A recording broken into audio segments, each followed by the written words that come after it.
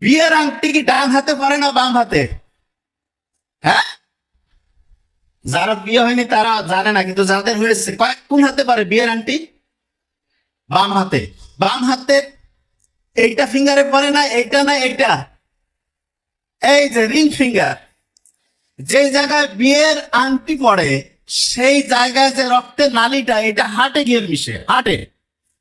অনেকে মনে করে যে কোনো একটা আঙ্গুলে পড়লেই হবে, নো।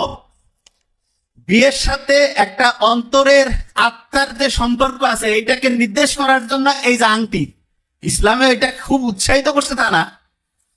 তা একটা বিয়েতে একটা ফিঙ্গারে আঙ্গুলের মধ্যে হচ্ছে যে আমরা আংটি পড়ি, এবং সেই আংটিটার রাস্তাটা হার্টে গিয়ে মেশে। খুব ইন্টারেস্টিং জিনিস। হার্টকে কেউ যদি ভাঙতে থাকে মানে ছোট ছোট ছোট করে পিস করে, মাইক্রোস্কোপের মধ্যে যদি তাকায়, তাহলে তার যে স্ট্রাকচারটা হবে, এটা আল্লাহ বানানটা আরবিতে লিখলে যে স্ট্রাকচার হয় তার মতো হয়ে যায়। বুঝি নাই তো কি বলছি? বুঝতে পারছি?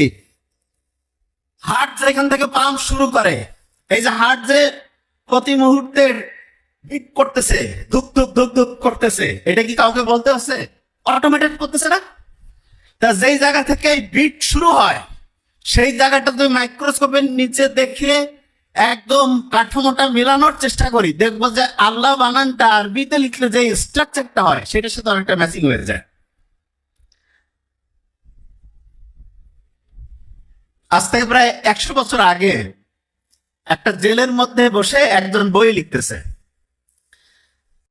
তা উনি যে বইটা লিখতেছে সেটা পরবর্তীতে নোটবুক আকারে আসছে, নোট, এরকম একটা নোটবুক।